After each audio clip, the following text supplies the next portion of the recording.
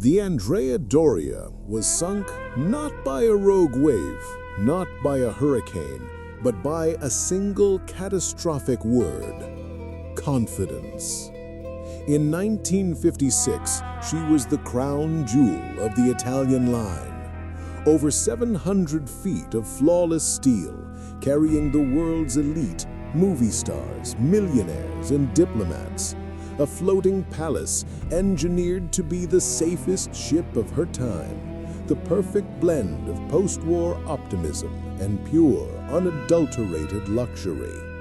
But beneath the champagne and the first-class staterooms, the Doria carried a secret payload.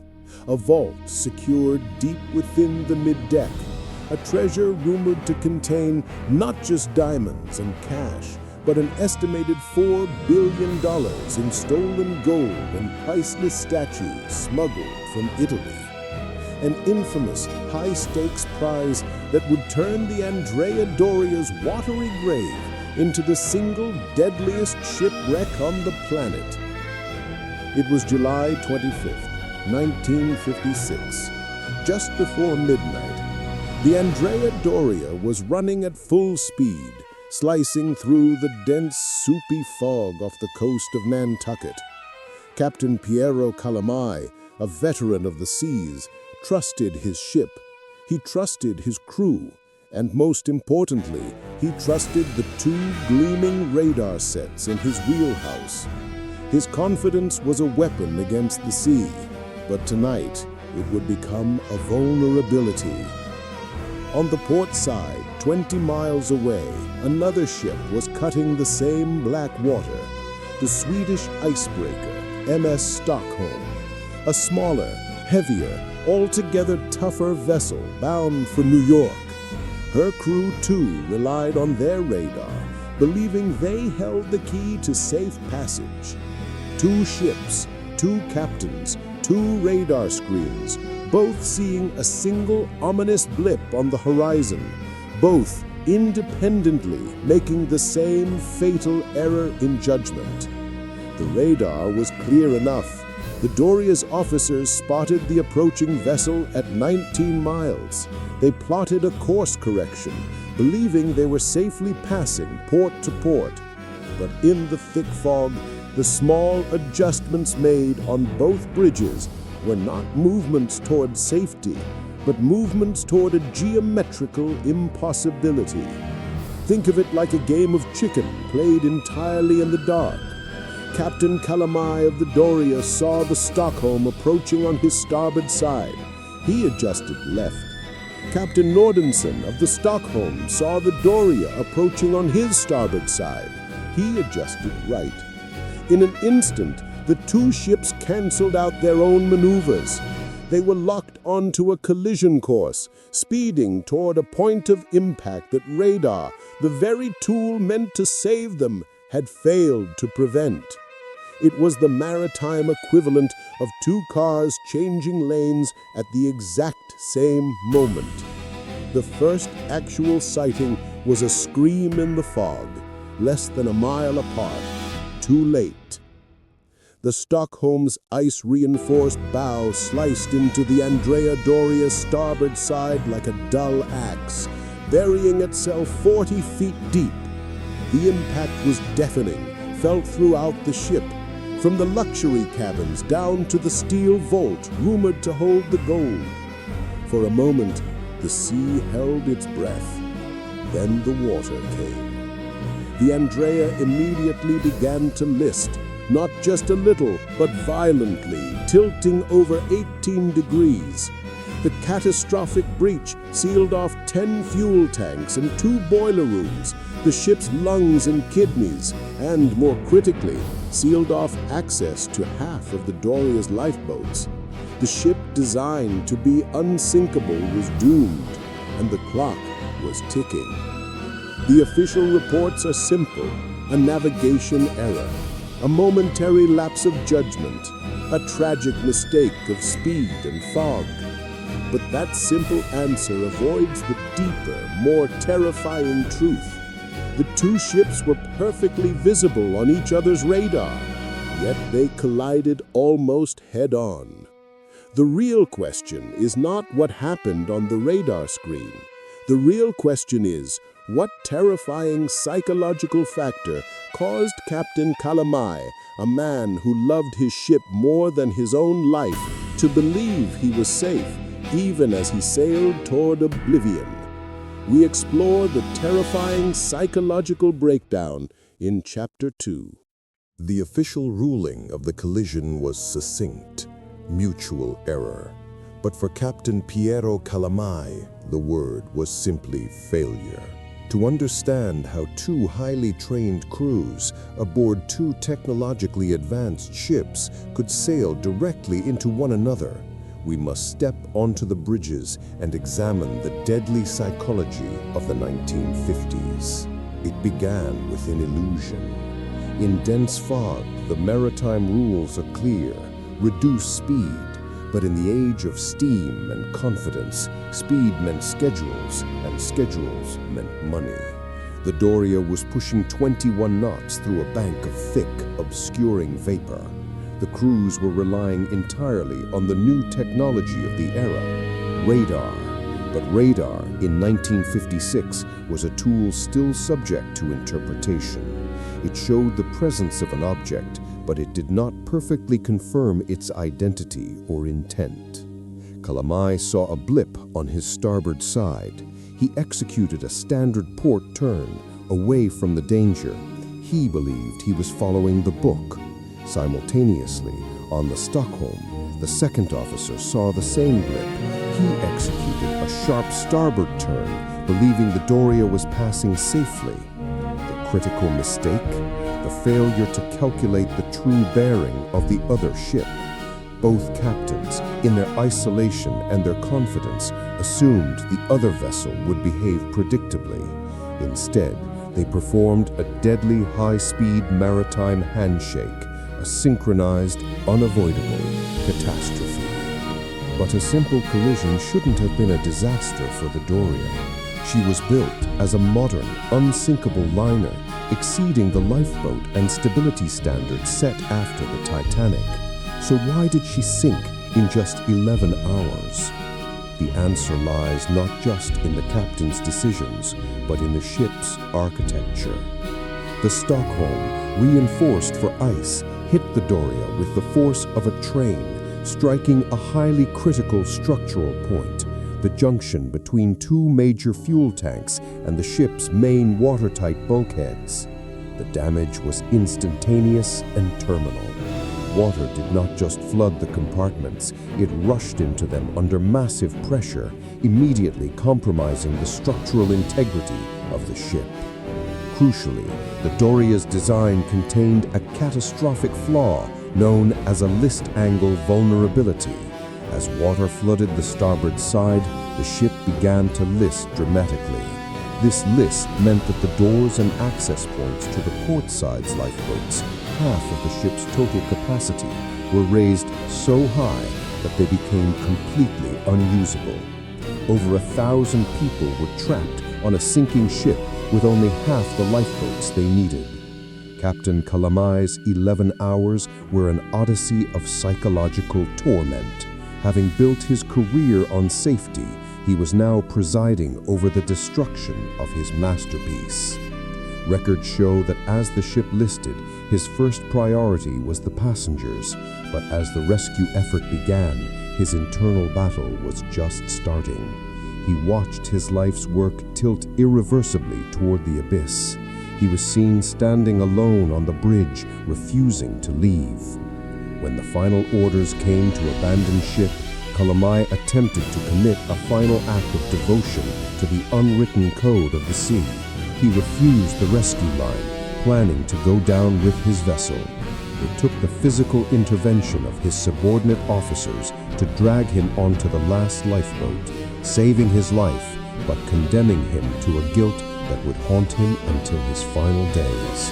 The captain who brought his passengers to safety could never forgive himself for the disaster. The human cost was already devastating, but the monetary cost, the prize that lay within the wreck, was only now being tallied. While Captain Calamai wrestled with his conscience, the world began to calculate the value of the ship's submerged cargo. The official manifest listed furs, paintings, and new automobiles, but a hushed whisper was already spreading through shipping offices and treasure hunting circles that the Andrea Doria was carrying something far more valuable and far more dangerous. A treasure with roots in a darker conflict, a cache of wealth the Italian government officially denied existed. Was the gold real? We dive into the secret manifest and the first treasure hunters next.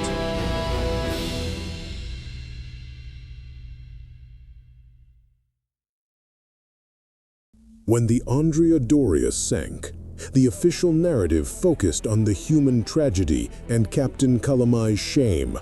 But beneath the surface of grief, insurance companies and maritime lawyers were quietly fighting over what was lost. The Italian line provided a meticulous manifest. It listed 1,706 tons of cargo, including high-value items, dozens of brand-new Chrysler and Lancia sports cars destined for the American market, millions in bank currency, and, most famously, the priceless Renaissance statue, the Statue of the Four Elements, which was insured for over $1 million alone. But treasure hunters, conspiracy theorists, and disillusioned former government agents all pointed to one glaring omission: the vault.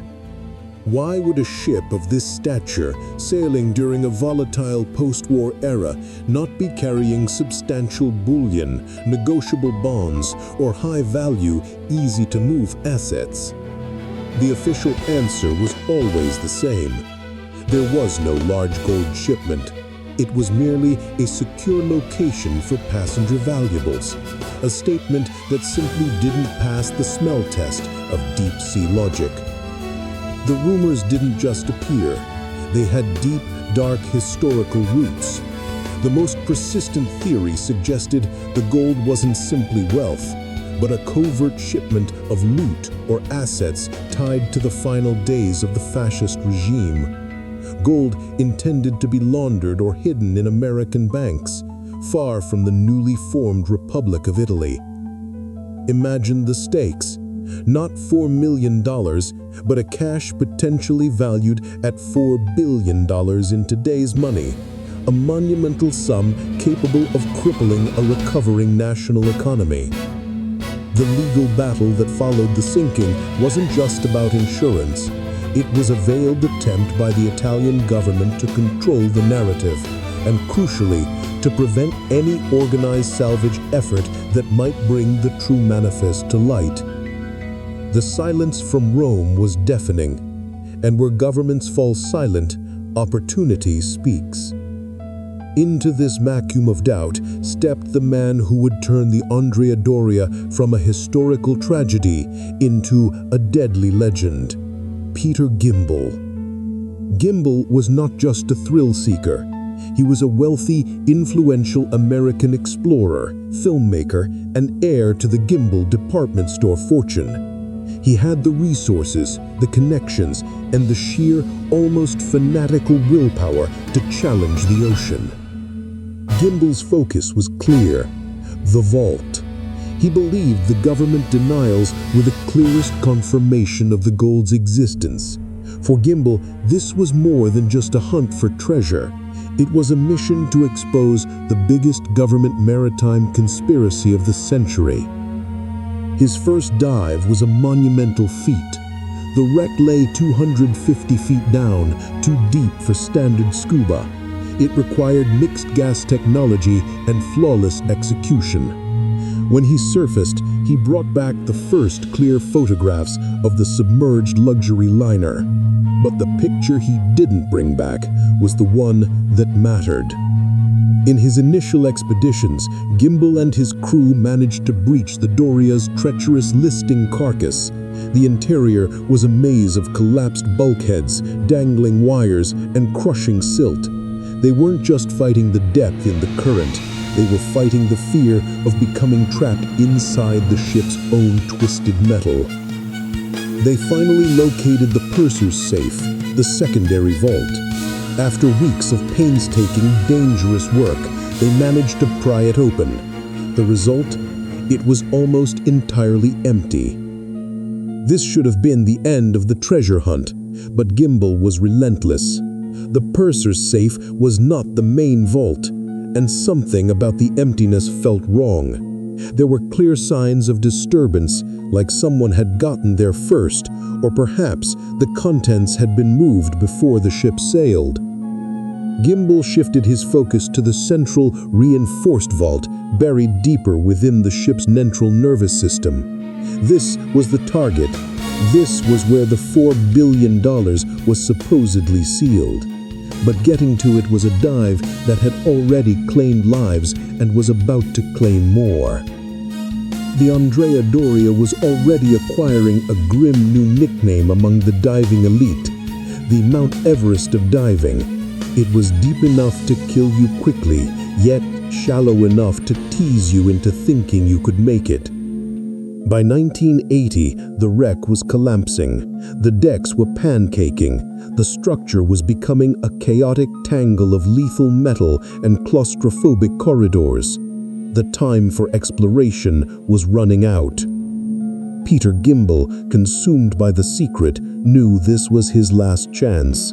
He mounted one final colossal expedition, a mission with one single definitive goal: to blow open the main vault live on camera and settle the $4 billion question once and for all. What Peter Gimbel found when he finally breached the central vault wasn't what anyone expected. It was a discovery that confirmed the government's secret, but left the question of the missing gold chillingly unanswered. And it would cement the Doria's fate as the deadliest shipwreck on Earth. We dive into the final fatal hunt next for you. The Andrea Doria lay 250 feet beneath the surface, a depth that exists in a cruel and unforgiving zone. It's too shallow for the relative safety of submersibles, yet too deep for all but the most elite, specialized mixed-gas divers. This is why the wreck earned its chilling nickname, the Mount Everest of Diving. But the depth was only half the problem. Unlike the Titanic, which lies deep and relatively stable, the Doria rests near the churning, powerful currents of the Gulf Stream. The visibility is terrible, often measured in inches. Divers face blinding silt that can engulf them in seconds, and freezing temperatures that sap the very life from their bodies. Furthermore, the 80-degree list meant the ship was constantly collapsing. Decks were pancaking onto one another, turning corridors into lethal pressure cookers of twisted metal and sharp, unseen hazards. Every penetration dive into the wreck became a gamble against the vessel's slow structural death. For the treasure hunters, the high risk justified the high reward. But the ocean always demands payment, and the Doria was running a terrifying tally. Before Peter Gimbel could reach the goal, the Doria had already carved its name into the history of diving tragedies. In 1964, the first recorded victim, John C. Steele, died while attempting a salvage operation. He was an experienced diver, yet the Doria's currents proved stronger than his resolve. Years later, a veteran diver and explorer, Steve Belenda, embarked on a dedicated search for the $4 billion vault. He was one of the best, but while navigating the ship's labyrinthine interior, a combination of disorientation and silt out sealed his fate. He was swallowed by the darkness.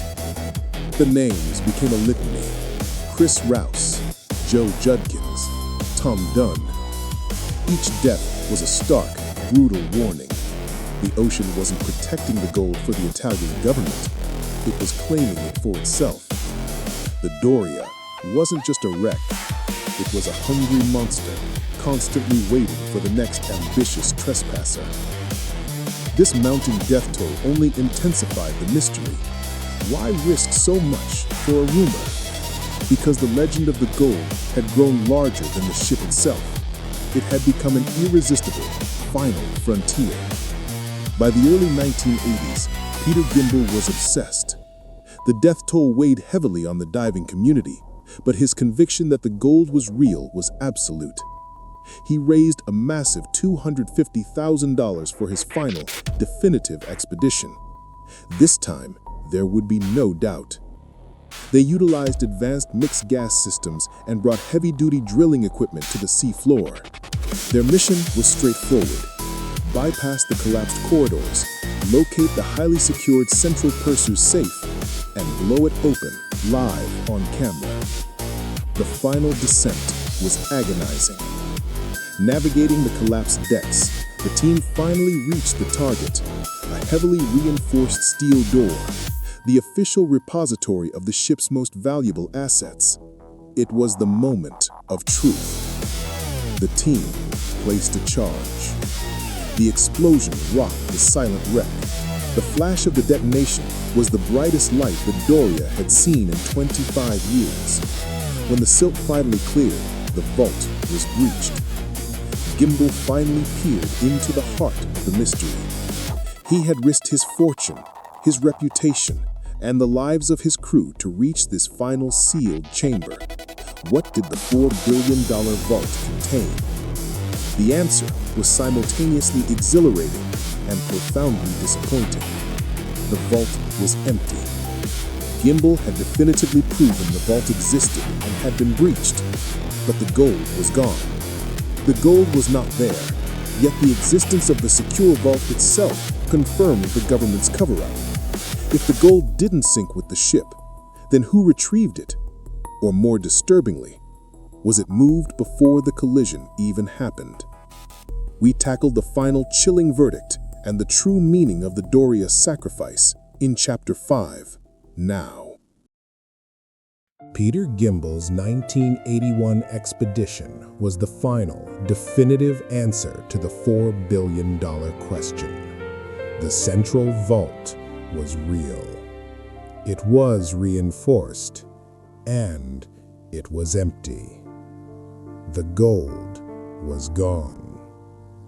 But the Andrea Doria was not sunk by pirates. It was not sunk in a war zone. This forced investigators and the world to confront the most terrifying possibility. The gold never went down with the ship at all. The theory, favored by maritime experts today, suggests the manifest was deliberately falsified.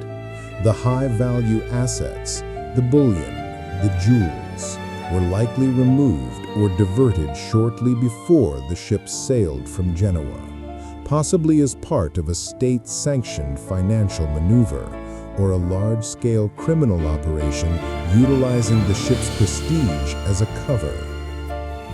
The Doria didn't guard the treasure. She guarded the secret that the treasure was never there to be found. The ship itself was the perfect distraction, a disaster so vast that it would bury any questions about the cargo manifest forever. The Italian government's silence, the missing records, the legal maneuvering, it all suddenly clicked into a terrifying pattern of complicity and evasion. The mystery of the gold was solved, but the legal and emotional turmoil of the collision raged for years. The subsequent investigation forced the Stockholm's owners and the Italian line into an endless series of lawsuits. The total cost of the catastrophe in compensation, salvage, and property loss amounted to hundreds of millions of dollars in 1950s currency. But the cost to the survivors was immeasurable. Many passengers carried a particular form of survivor's guilt, the psychological burden of having escaped a fate that swallowed others. For Captain Kalami, that guilt was terminal. Though he retired and worked to clear his name, the tragedy defined his existence. He died in 1968, years after the sinking, heartbroken and haunted. His final words, whispered in anguish, were said to be, "Are the passengers safe? Are the lifeboats ready?" The Andrea Doria is not eternal. The iron-eating bacteria of the deep are finally winning their slow war. Over the past 2 decades, the great ship has undergone a catastrophic structural failure. Her main decks have collapsed inward, and the grand superstructure has twisted into an unrecognizable mound of debris. The legendary shipwreck that once claimed the lives of the world's most elite divers is now too dangerous to enter, even for the most experienced teams. The ocean is finally sealing its secrets. The wreckage itself, the metal, the remnants of the cars, the empty vault, will soon be swallowed by the seafloor, dissolving back into the abyss from which it came. The Mount Everest of diving is now collapsing back into the grave that gave it its name. The Andrea Doria did not need the $4 billion gold to cement her legacy. Her true value lies in the lesson she gave the world, that man's greatest triumphs are often undone by his greatest failures. Her sinking was a perfect storm of technical oversight, arrogance in the face of nature, and the psychological breakdown of confidence. The gold was merely a powerful distraction, a final cruel joke played by the governments and the sea.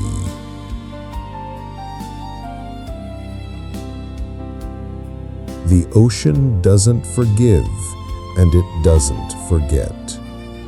And the ultimate secret the Doria held was not treasure, but the simple, tragic truth that there is no such thing as an unsinkable ship, only an unforgiving sea.